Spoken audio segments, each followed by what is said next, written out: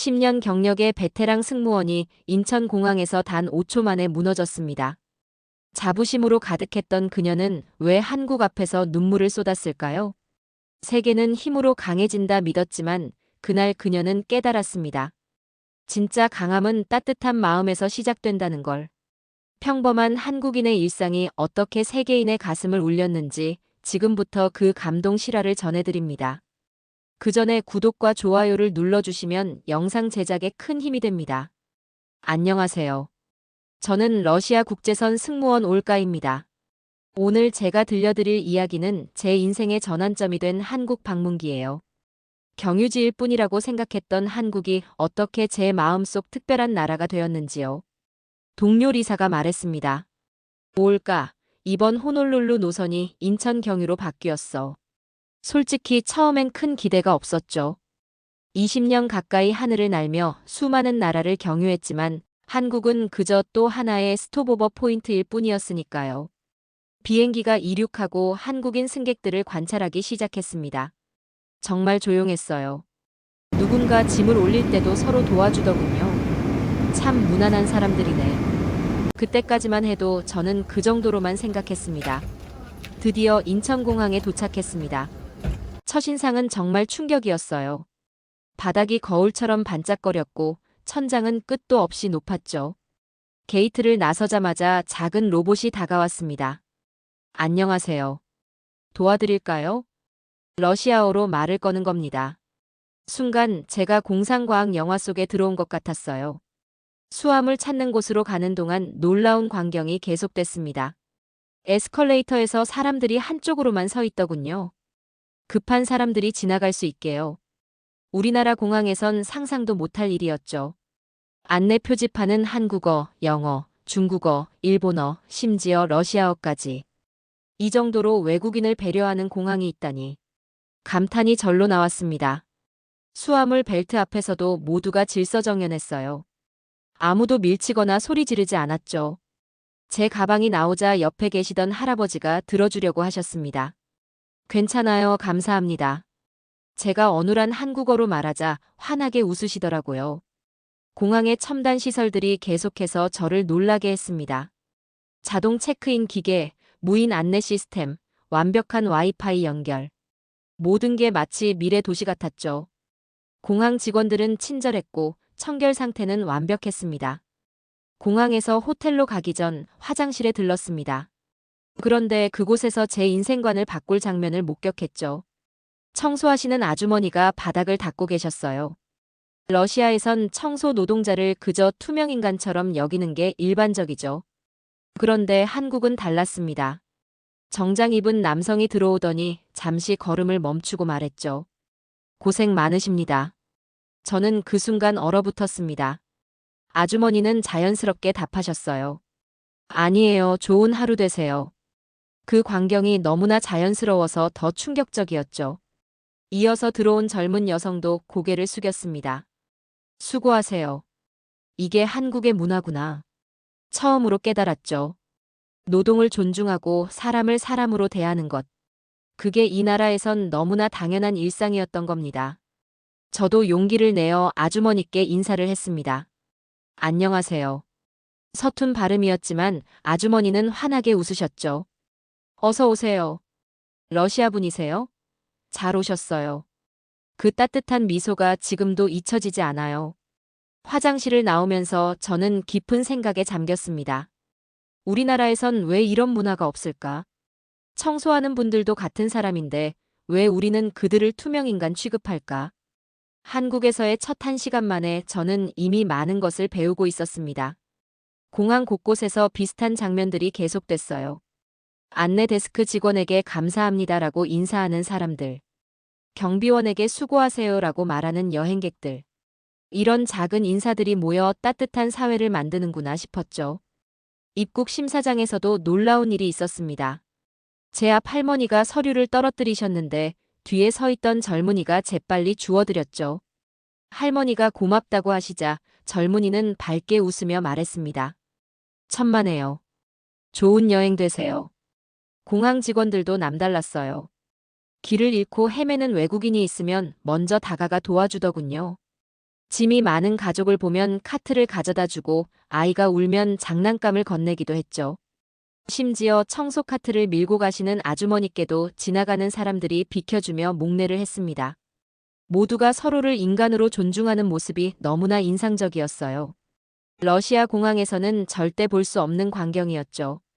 집으로 돌아가면 제가 먼저 시작해야겠다고 다짐했습니다. 청소하시는 분들께 인사도 하고 감사하다는 말도 전하고요. 환전소에서도 직원분이 정말 친절했어요.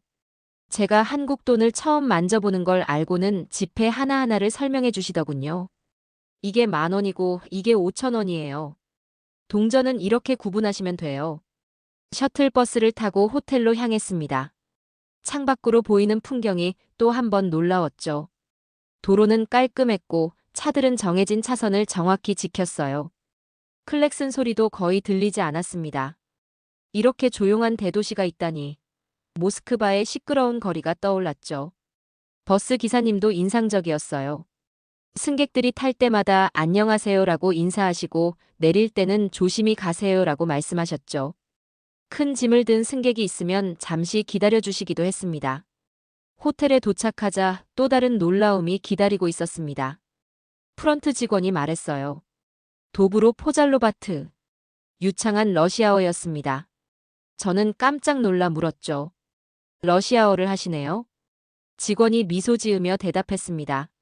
조금만 할 수 있어요. 러시아 손님들을 위해 배웠습니다. 불편한 점 있으시면 언제든 말씀해 주세요. 이 한마디에 저는 큰 감동을 받았어요. 외국인 손님 한 명 한 명을 위해 그들의 언어를 배우다니요. 체크인하는 동안 로비를 둘러봤습니다. 소파에는 무료 신문들이 여러 언어로 준비되어 있었고 차와 커피도 무료로 제공되고 있었죠. 어린이를 위한 놀이 공간도 따로 마련되어 있었습니다. 객실 키를 받고 방으로 올라갔습니다.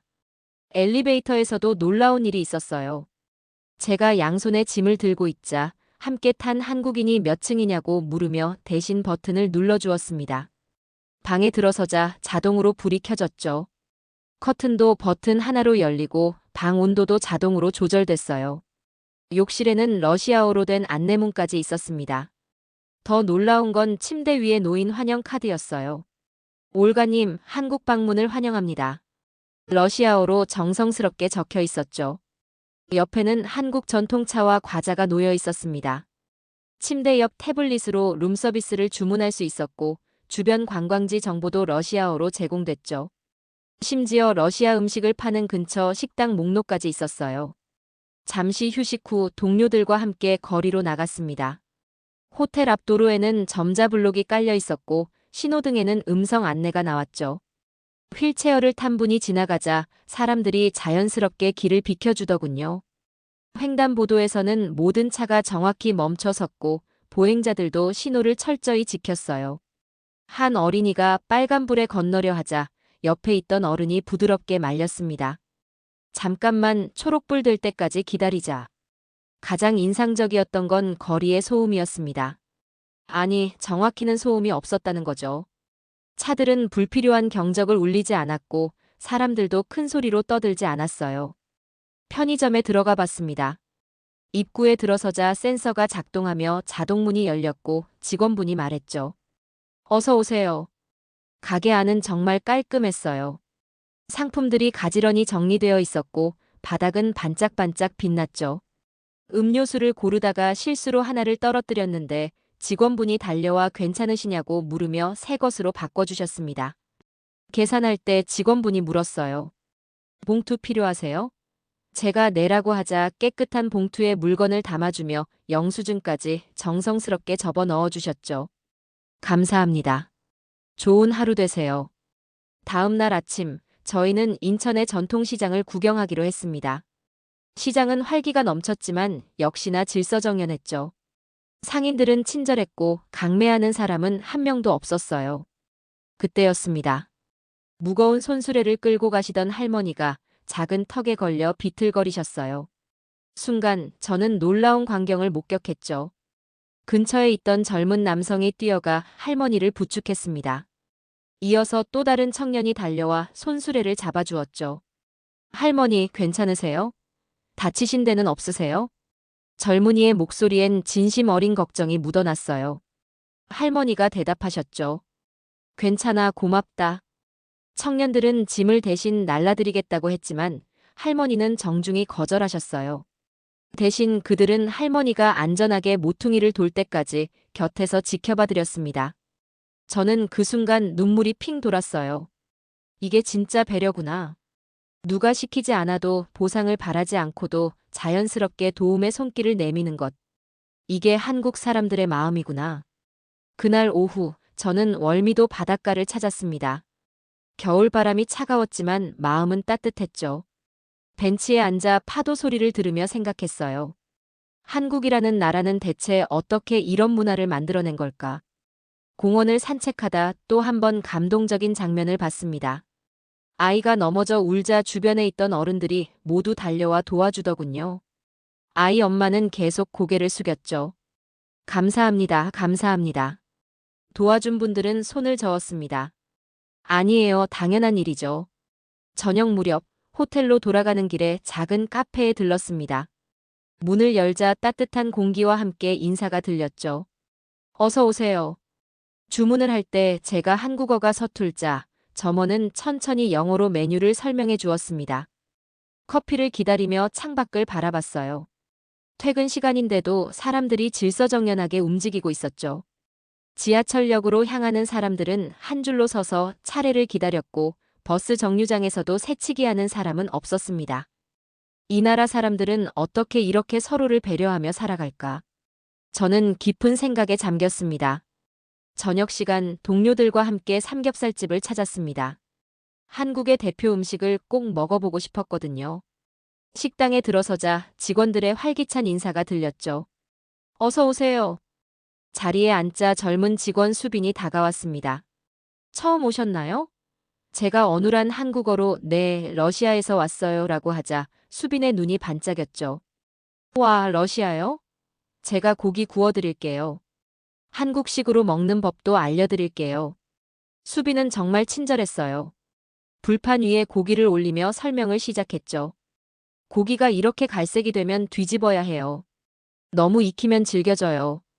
가위로 고기를 자르는 모습을 보고 저희는 모두 놀랐습니다. 러시아에선 식탁에서 가위를 쓰는 걸 상상도 못했거든요. 자, 이제 쌈을 싸볼까요? 수빈이 상추를 들어 보였습니다. 이렇게 상추에 고기를 올리고 쌈장을 조금, 마늘도 넣고 한 입에 드세요. 처음엔 어색했지만 금방 익숙해졌죠. 신선한 채소와 고기의 조화가 정말 환상적이었어요. 러시아에도 이런 음식 있어요?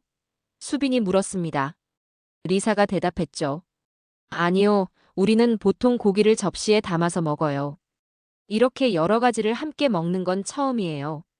그때 옆 테이블 손님이 우리를 보고 미소 지으며 말했습니다. 김치도 한번 드셔보세요. 한국 음식의 진수예요. 소주도 한번 드셔보실래요? 수빈이 초록색 병을 들어 보였습니다. 한국 술이에요. 도수는 낮지만 고기랑 잘 어울려요. 수빈은 술을 따르는 예절도 가르쳐줬죠. 어른한테 술 받을 때는 두 손으로 받아요.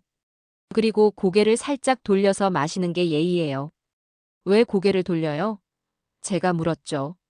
수빈이 웃으며 답했습니다. 어른 앞에서 대놓고 술 마시는 게 예의 없다고 생각했대요. 존중의 표시죠. 식사를 마치고 계산할 때도 감동적인 일이 있었어요. 맛있게 드셨어요? 한국 음식이 입에 맞으셨으면 좋겠네요. 주인 아주머니의 따뜻한 말씀에 마음이 훈훈해졌죠. 삼겹살집을 나와 거리를 걷다가 빨간색 음식을 파는 포장마차를 발견했습니다. 저게 뭐예요? 제가 물으니 리사가 대답했죠. 떡볶이래. 한국의 유명한 길거리 음식이래. 호기심에 다가갔습니다. 포장마차 아주머니가 환하게 웃으며 말했어요. 어서 와요. 떡볶이 드실래요? 빨간 양념에 쫄깃해 보이는 떡이 맛있어 보였죠. 네, 한번 먹어볼게요. 첫 입을 베어 무는 순간 저는 충격을 받았습니다. 으악, 상상도 못한 매운맛이 입안을 가득 채웠어요. 눈물이 주르륵 흘렀고 코도 막혔죠. 혀가 얼얼해서 말도 제대로 나오지 않았습니다. 아이고, 외국분이 매운 걸 드셨네. 해숙 아주머니가 놀라며 얼른 우유를 건네주셨습니다. 이거 마셔요. 좀 나아질 거예요. 급하게 우유를 마셨지만 매운맛은 쉽게 가시지 않았죠. 옆에서 떡볶이를 먹던 학생들이 웃으며 말했습니다. 아주머니, 외국인한테는 덜 맵게 해주셔야죠. 해숙 아주머니가 미안해하시며 답했어요. 맞아. 내가 미처 생각을 못했네. 괜찮아요. 제가 간신히 말했죠. 아주머니는 단무지를 더 주시며 말했어요. 이거 먹으면 좀 나아요. 신기하게도 단무지를 먹으니 매운맛이 조금 가셨습니다. 미안해요. 한국 사람들은 이런 매운맛에 익숙한데. 해숙 아주머니의 진심 어린 사과에 오히려 제가 감동했죠. 아니에요. 좋은 경험이에요. 이것도 한국 문화잖아요. 주변 사람들이 하나둘 모여들었습니다. 누군가는 물을 주고 또 누군가는 사탕을 건넸죠. 모두가 제 상태를 걱정해주는 모습에 마음이 따뜻해졌습니다. 고통스러웠지만 동시에 행복했던 순간이었어요. 한국에서의 마지막 날 아침이 밝았습니다. 체크아웃을 하고 공항으로 가기 전 잠시 시내를 둘러보기로 했죠. 지하철을 타보기로 했습니다. 역사 안으로 들어서자 깨끗하고 현대적인 시설에 또 한 번 놀랐어요. 스크린도어가 있어 안전했고 열차 도착 시간이 정확히 표시됐죠. 특히 인상적이었던 건 노약자석이었습니다. 젊은 사람들이 그 자리를 절대 차지하지 않더군요. 에스컬레이터에서도 모두가 한쪽으로 서서 급한 사람들이 지나갈 수 있게 했습니다. 이런 작은 배려들이 모여 큰 문화를 만든다는 걸 실감했죠. 마지막으로 공항으로 향했습니다. 공항에 도착하니 이틀 전 마주쳤던 청소하시는 아주머니가 계셨어요. 저를 알아보시곤 환하게 웃으며 손을 흔들어 주셨죠. 잘 다녀가세요.